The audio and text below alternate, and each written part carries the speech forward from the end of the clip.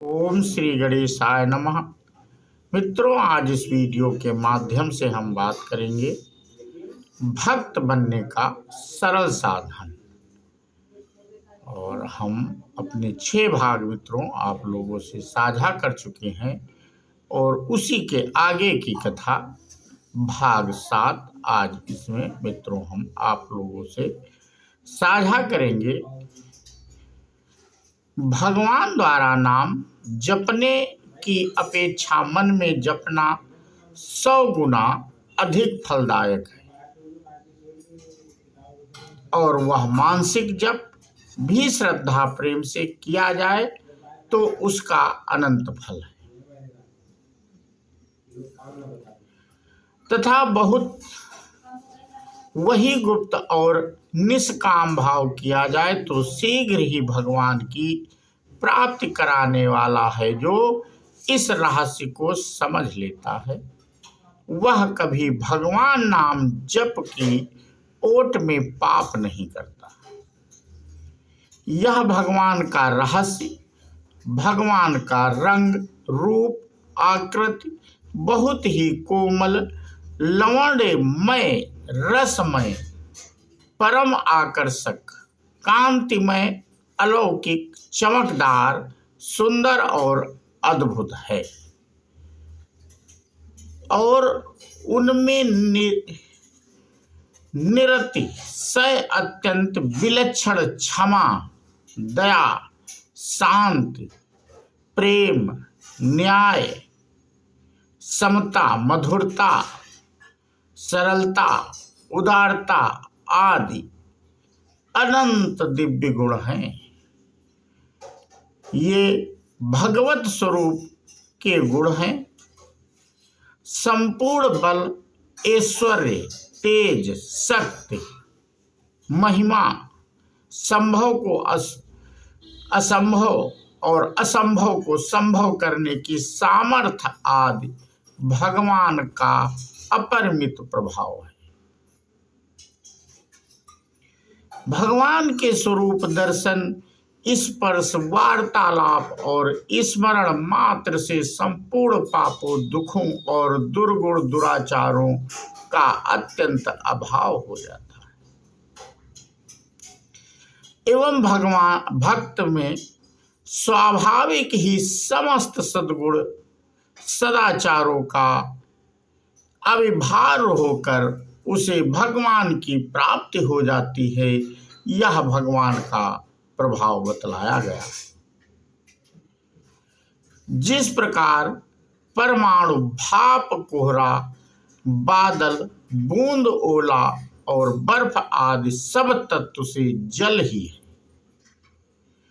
इसी प्रकार सगुण निर्गुण, साकार निराकार, व्यक्त अव्यक्त, जड़ चेतन, स्थावर जंगम, सत असत, स्थूल सूक्ष्म, कार्य कारण आदि जो भी और जो इससे परे हैं वह सब तत्वतः एक भगवान ही हैं।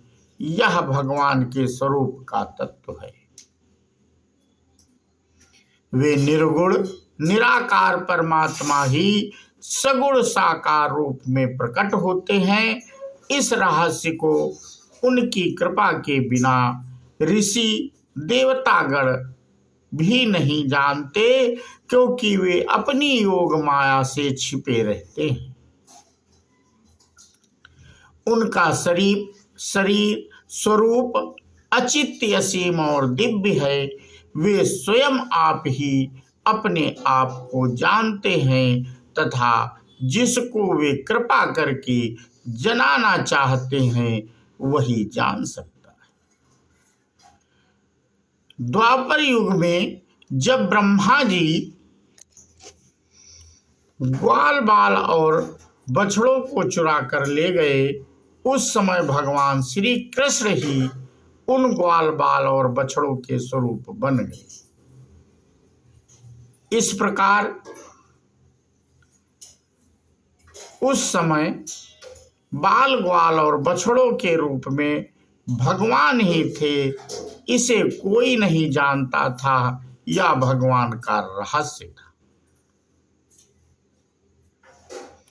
जब रावण से तिरस्कृत होकर विभीषण भगवान श्री राम की शरण में आए, उस समय भगवान ने उनके साथ शरणागत वत्सलता, उदारता, दया और प्रेम आदि से युक्त सुहृदयता का व्यवहार किया। भगवान के व्यवहार के इस प्रकार के गुणों को देखना हो, भगवान की लीला में गुणों का दिग्दर्शन है। श्री रामचरितमानस के बालकांड का वर्णन है कि धनुष भंग के अनंतर श्री परशुराम जी पधारे और अंत में उन्होंने कहा कि राम रमापति कर धन लेहु, खैचऊ मिटय मोर संदेहु। देत चापु आपुहि चलि गयऊ, परशुराम मन विस्मय भयऊ। इस प्रकार बिना ही परिश्रम भगवान के केवल छूने मात्र से ही धनुष का अपने आप ही चढ़ जाना, यह भगवान की लीला का प्रभाव है। तथा भगवान की लीला के गुण प्रभाव तत्व रहस्य को समझते हुए उनकी लीला का दर्शन, चिंतन, पठन, श्रवण, कीर्तन और अनुकरण करने से मनुष्य उद्धार हो जाता है। यह भी भगवान की लीला का प्रभाव है। जब ब्रह्मा जी ग्वाल बाल और बछड़ों को चुरा कर ले गए थे, उस समय स्वयं भगवान ने ही उस ग्वाल बाल और बछड़े का रूप धारण करके साल भर तक क्रीड़ा की। लीला से ही भगवान लीला को भगवान का स्वरूप समझना, भगवान की लीला का वह सब तत्वतः भगवान ही है। इसी प्रकार वर्तमान संसार में स्वाभाविक होने वाली समस्त चेष्टा मात्र भी भगवान की लीला ही है और वह लीला उनसे अभिन्न होने के कारण उनका स्वरूप ही है। यह समझना भी भगवान की लीला का तत्व समझना ही है। श्री रामचरितमानस में बतलाया है कि भगवान श्री राम जब 14 वर्ष की अवधि के पश्चात अयोध्या में पधारे, तब समस्त अयोध्यावासियों की शीघ्र ही मिलने की अतिशय उत्कंठा जानकर वे वहां अनंत रूपों में प्रकट हो सबसे मिले। अमित रूप प्रकटे तेहि काला, जथा जोग मिले सबहि कृपाला। छनमहि सबहि मिले भगवाना, उमा मरमु यहाँ काहू न जाना। भगवान क्षण में सबसे एक साथ मिले, किंतु यह बात एक दूसरे को मालूम नहीं हुई। हर एक व्यक्ति यही समझता था कि भगवान मुझसे मिल रहे हैं। इस मिलन लीला में भगवान के एक व्यक्ति से मिलने का दूसरे व्यक्ति को ज्ञान नहीं है। यह भगवान की लीला का रहस्य है। भगवान का चिंतमय दिव्य लोक सब सर्वश्रेष्ठ, सर्वोपरि, नित्य और सत्य है।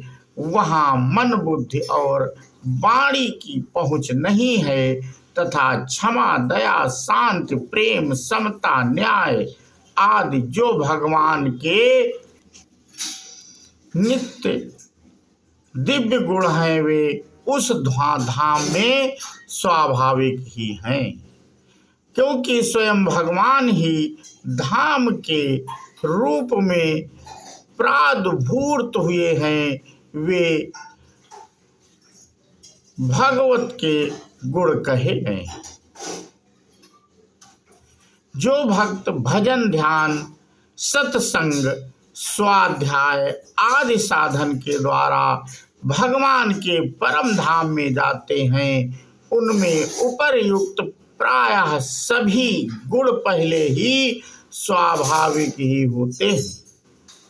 किंतु यदि किसी में किसी कारण कुछ कमी रहती है तो उसकी पूर्ति उस परमात्मा में प्रवेश होने के साथ ही उसी क्षण हो जाती है और वहां जाकर कोई भी वापस नहीं लौटता, तथा जो उस दिव्य धाम में रहते हैं उनके शरीर जन्म, मृत्यु, जरा, व्याधि आदि दोषों तथा समस्त विकारों से रहित परम पवित्र होते हैं एवं वे भगवान की भांति ही दिव्य, चिन्मय, अलौकिक और समस्त सद्गुणों युक्त होते हैं।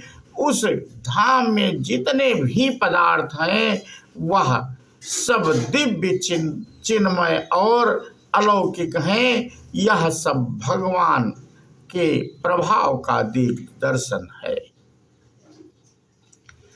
सच्चिदानंदन पर ब्रह्मा परमात्मा ही परम धाम रूप में प्रदुर्भूत होते हैं, इसलिए वह परम धाम परमात्मा स्वरूप है। यह जानना ही भगवान के धाम का तत्व जानना है। भगवान के परम धाम में ना जानी हुई वस्तु जानी जाती है, ना अनुभव की हुई अनुभव की जाती है और ना देखी हुई देखी जाती है, क्योंकि वहां पहुंचने पर बुद्धि, मन और इंद्रियां आदि सभी दिव्य हो जाते हैं। यहाँ भगवान उनके धाम के गुण, प्रभाव, तत्व, रहस्य और लीला की जो बातें सुनी समझी जाती हैं उनसे वहाँ अत्यंत विलक्षण है। वहाँ जाते ही भगवान और भगवान का धाम वस्तुतः क्या चीज है इसका रहस्य पूर्णतया समझने में आ जाता है। यह भगवान के परम धाम का रहस्य है। इस प्रकार गुण, प्रभाव, तत्व, रहस्य समझकर साधन करने वाले साधक को अपने इष्ट देव का साक्षात दर्शन हो जाता है और उस समय उसकी विलक्षण अवस्था हो जाती है। वह प्रेम, आनंद और आश्चर्य में मुग्ध हो जाता है। उसे भगवान के सिवा अन्य किसी का, यहाँ तक कि अपने आप का भी ज्ञान नहीं रहता। वह भगवान को ही एकटक देखने लगता है। उसके नेत्रों की पलक भी नहीं पड़ती, उसकी शांति का पारावार नहीं रहता, उसमें अलौकिक समता आ जाती है। सगुण, निर्गुण, साकार, निराकार, व्यक्त, अव्यक्त रूप पर ब्रह्मा परमात्मा जैसा और जिस प्रकार वाला है उसको वह वैसा का वैसा ही संपूर्णतया यथार्थ रूप तत्वतः जान जाता है। फिर वह समस्त संशय, भ्रम, अज्ञान, पापों और विकार से सदा के लिए मुक्त हो जाता है और उसके लिए कोई भी कर्तव्य या ज्ञातव्य शेष नहीं रहता। अतएव हम लोगों को भगवान की प्राप्ति के लिए अनन्य भक्ति का साधन श्रद्धा पूर्वक निष्काम भाव से तत्परता के साथ करने की प्राण पर्यंत चेष्टा करनी चाहिए। तो मित्रों, आज अपना प्रसंग हम यहीं पे समाप्त करते हैं। और आगे हम कथा भगवान की कोई और आपसे साझा करेंगे। बोलो सियावर रामचंद्र की जय, हनुमान जी की जय। जय हिंद, जय भारत, वंदे मातरम।